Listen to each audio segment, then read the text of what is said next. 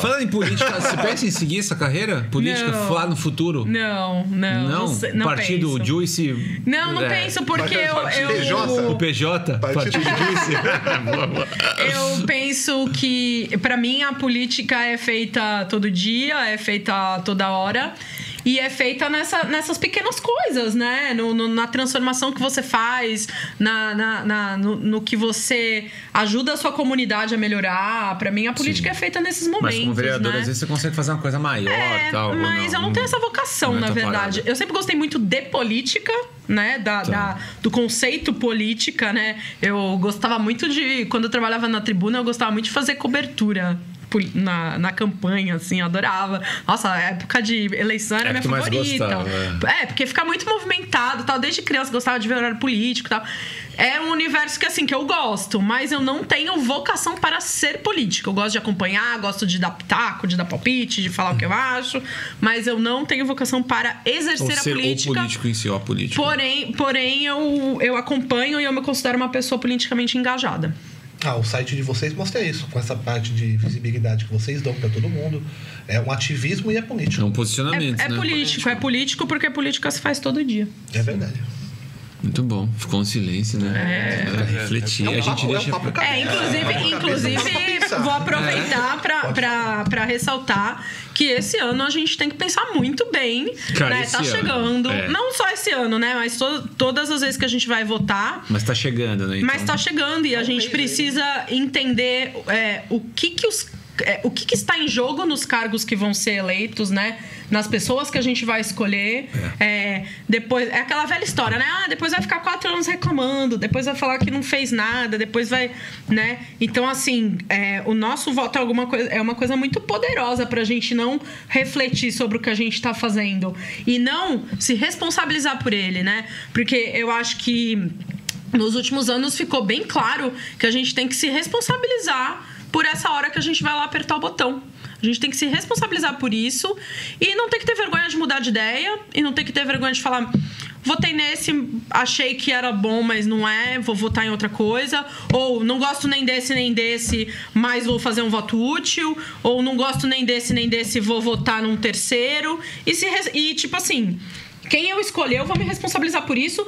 E mais ainda, quando a gente for escolher os nossos deputados, responsabilizar eles por isso, né? Claro, e hoje que tá muito fácil você abordar a pessoa nas redes sociais e tal, e falar assim: você prometeu isso aqui na sua campanha, né? Vamos acompanhar, vamos saber o que eles estão fazendo, né? A gente, acho que às vezes a gente vota, mas você nem segue a pessoa no Facebook, no Instagram, você nem sabe o que a pessoa tá fazendo, você nunca entrou no site, então você não sabe. Lá, geralmente, no site tem um e-mail. Mas a pessoa vai responder se eu mandar um e-mail?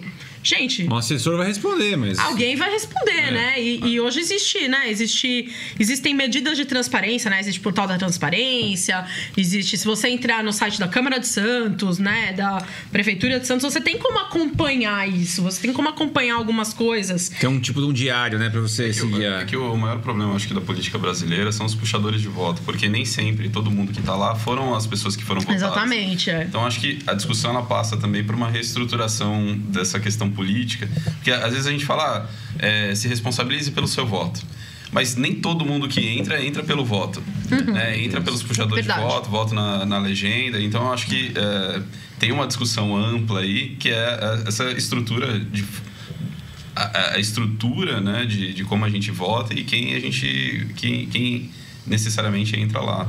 Mas como você falou, acho que a gente tem que se responsabilizar. Até a gente teve há 2 programas atrás, a gente teve um vereador. Uma das perguntas que a gente fez aqui é: o que faz um vereador? Né? O que a pessoa depois pode te cobrar? Porque às vezes a gente... Isso é o mais importante, é você entender o que cada um faz e como que você pode cobrar, né? Às vezes a pessoa cobra do executivo, que é do legislativo, cobra do legislativo, que seria do executivo. Então, primeiro entender essas nomenclaturas, entender o que é. Exatamente. A gente até brincou, né? Enquanto o vereador na feira falou: mamão, como é que tá o preço do mamão? Não falou que eu vou falar, não é? Mas sem esquecer que todo político e todo mundo que tá em algum cargo não deixa de ser um líder, não deixa de ser uma autoridade, né? Pode influenciar, né? Com certeza. Exatamente. E vai influenciar. E ele é um líder, né? Então, às vezes, quando a gente escolhe uma liderança, né? e você pensa assim, nossa, essa pessoa tá me representando? Será que essa pessoa me representa? Eu penso desse jeito, né? Eu acho que tem que ter essa... Porque hoje a gente vota muito com o coração, né? O brasileiro vota muito com o coração.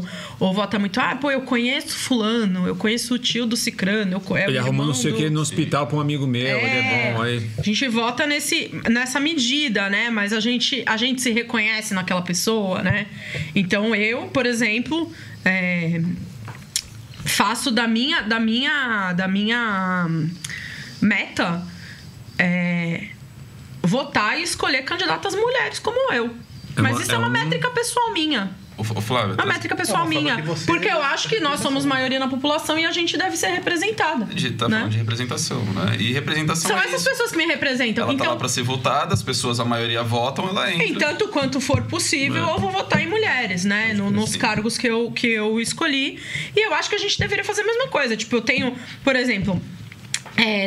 eu sei que tem candidatos que são muito voltados para a causa vou dar um exemplo, das pessoas com deficiência. Cara, se você tem uma pessoa com deficiência na sua família, por que você não vai atrás de saber o que essa pessoa propõe e dar o seu voto de confiança para ela, né? Porque ela pode... ela tá representando alguém que tá no mesmo barco que você, né? Isso é uma primeira régua legal, né? A pessoa tá muito em dúvida, mano. Quem que te representa, que fala a mesma língua que você, que de repente é o teu núcleo? Você já nicha ali uma galera. Eu acho que é isso, eu sou professora. Cara, eu vou votar no professor. E você vai atrás de saber quem é o que mais identifica. Eu me identifico, sei lá, sou vegetariano. Então eu vou me identificar com alguém que luta pelo meio ambiente. Eu, sei lá, sou voluntária num abrigo de animais. Então eu vou votar em alguém que... cara que tem o santinho com o cachorrinho. Animal, tá ele e um cocker assim. Causa animal. É verdade, são inúmeras pautas, né? São inúmeras pautas.